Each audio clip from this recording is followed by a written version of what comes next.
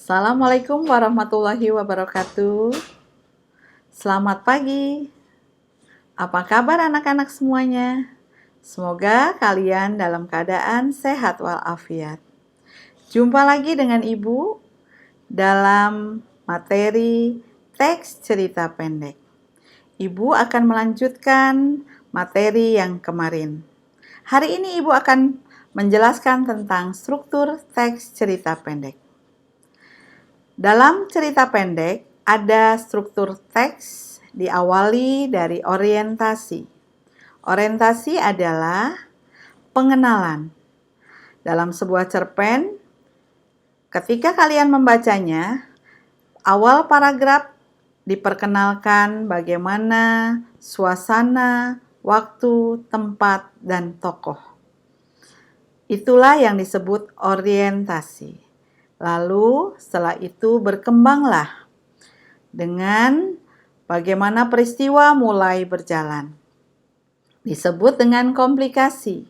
Lalu sampailah kepada puncaknya yang biasa disebut dengan klimaks.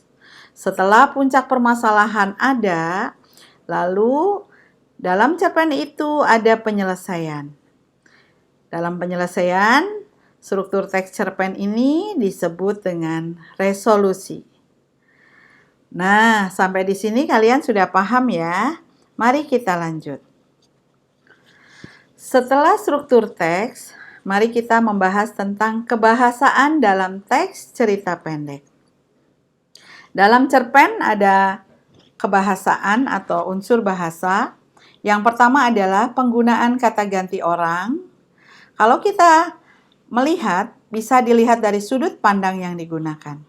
Jika seorang pengarang menggunakan sudut pandang orang pertama, maka kata gantinya adalah aku. Jika pengarang menggunakan sudut pandang orang ketiga, maka kata gantinya adalah dia. Dia adalah orang ketiga. Atau bisa jadi nama tokoh. Itu pun disebut orang ketiga.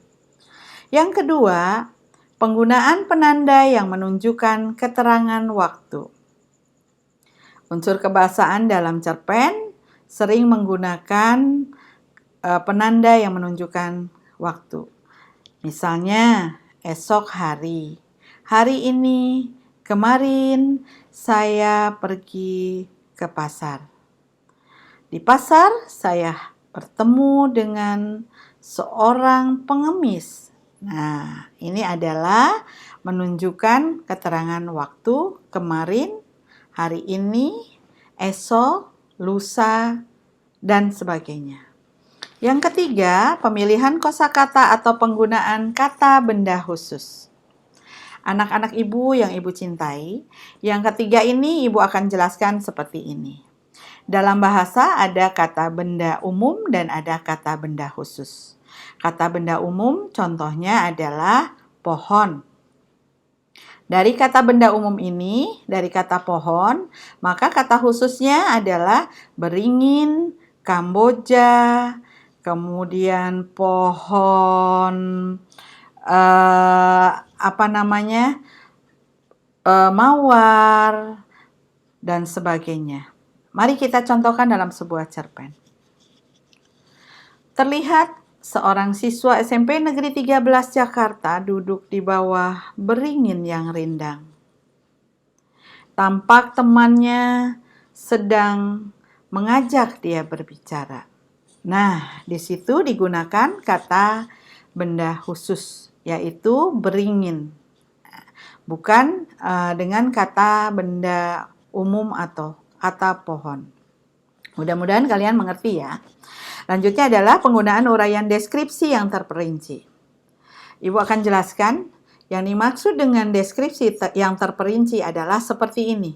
Jika kalian menggambarkan sosok seorang ibu, kalian tidak menggunakan kata ibu saja, tapi kalian menggunakan ibuku berambut keriting, berwajah oval, bermata jeli, berhidung mancung. Setiap hari tampak wajahnya yang selalu berseri. Nah, di sini kalian bisa membedakan kata ibu saja dan kata yang mendeskripsikan secara terperinci. Jadi ketika orang tidak tahu tentang ibu yang digambarkan, setelah mendengar deskripsi itu, maka kita bisa melihat, oh sosok ibunya seperti ini.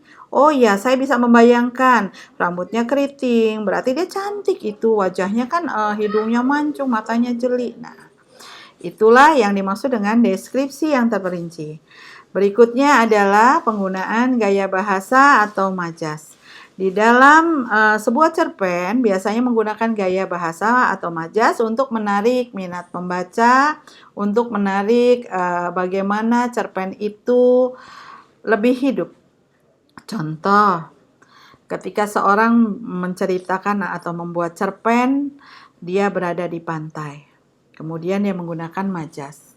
Ketika aku duduk sendiri di tepi pantai, angin melambai-lambai memanggilku. Nah, itu digunakan majas personifikasi. Anak-anak yang ibu cintai, banyak sekali majas yang harus kalian pelajari. Nanti kalian coba buka-buka referensi lain, bisa dari internet, bisa dari buku-buku tentang majas-majas itu sendiri. Ya nak ya? Siap? Mari kita lanjut. Berikutnya tentang penyusunan teks cerita pendek berdasarkan struktur dan aspek kebahasaan. Langkah-langkah menyusun cerpen. Kita awali dengan aspek-aspek yang perlu disunting dalam teks cerita pendek. Apa saja itu? Langkah-langkah menyusun cerita pendek adalah, langkah pertama kita menentukan tema. Apa temanya? Kita ingin menentukan tema misalkan tentang pendidikan. Tentukan temanya. Lalu misalkan kita tentang persahabatan. Tentukan temanya. Kenapa tema harus ada? Agar kita tidak kemana-mana ceritanya. Kalau persahabatan ya persahabatan saja. Nah, seperti itu. Yang kedua, menentukan pusat pengisahan atau sudut pandang. Siapakah yang akan kamu ceritakan? Tokohnya misalkan adalah dengan sudut pandang orang pertama. Maka tokoh atau kata ganti yang diungkapkan adalah aku. Jika kalian ingin mengisahkan tentang sudut pandang orang ketiga, maka bisa dia atau nama tokoh atau nama orang. Yang ketiga, menentukan perwatakan. Dalam sebuah cerpen ada yang namanya perwatakan. Perwatakan ini tokoh, kemudian dengan watak-watak yang melekat pada dirinya. Masih ingat kan, dalam sebuah cerpen itu ada tokoh protagonis dan ada tokoh antagonis. Protagonis seperti apa, antagonis seperti apa. Kalian sudah ingat ya. Protagonis adalah tokoh apa? Ya, tolong dibaca lagi, dibaca kembali ya. Nah, kemudian antagonis adalah biasanya lawan dari protagonis. Berikutnya, menentukan latar atau setting. Kira-kira kalian ingin bercerita tentang apa? Di mana tempatnya? Latarnya di mana? Waktunya kapan? Peristiwanya seperti apa? Suasananya seperti apa? Nah, dalam latar atau setting ini ada 3, waktu, tempat, dan suasana. Misalkan waktunya pagi hari, tempatnya di sekolah, suasananya gembira, nah seperti itu. Kemudian yang terakhir adalah menyajikan peristiwa sesuai dengan alur cerpen. Jadi, kamu akan bercerita apakah cerpenmu ingin alur maju atau maju mundur atau alur mundur. Artinya ketika alur maju, kamu akan bercerita dari awal hingga akhir. Tetapi ketika alurmu alur mundur, maka dari akhir dulu ceritanya, baru ke depan. Berikutnya. Mudah-mudahan kalian mengerti yang tadi ya. Sekarang mari kita lanjut. Aspek-aspek yang perlu disunting dalam teks cerita pendek. Apa yang dimaksud disunting? Disunting boleh jadi kita perhatikan, kemudian bisa kita perbaiki. Apa itu? Nah, setelah teks cerpen yang sudah kamu buat sesuai dengan yang tadi Ibu jelaskan, di akhir kita akan melihat bagaimana sih cerpen saya yang sudah saya buat.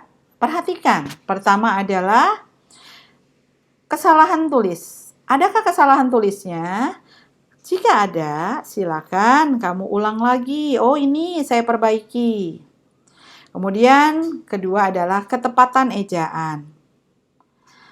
Bagaimana cara melihat ketepatan ejaan, kesalahan tulisan, pilihan kata yang tepat? Nah, kalian boleh membuka PUEBI, Pedoman Umum Ejaan Bahasa Indonesia. Mudah-mudahan kalian sudah punya PUEBI, baik bukunya atau secara online juga ada ya. Nah, setelah itu kalian perhatikan juga keefektifan kalimatnya. Kalimat yang dibuat sudah efektif belum ya? Efektif, artinya tidak bertele-tele, kemudian mudah dipahami, sehingga apa yang kalian sampaikan sama dengan apa yang maksudnya apa yang dibaca oleh orang tersebut. Lalu berikutnya adalah sudah efektif kalimatnya, kalian lihat keterpaduan paragrafnya. Apakah paragrafnya padu? Kalau sudah semua kalian sunting, mudah-mudahan kalian sudah bisa membuat teks cerpen dengan baik. Terima kasih.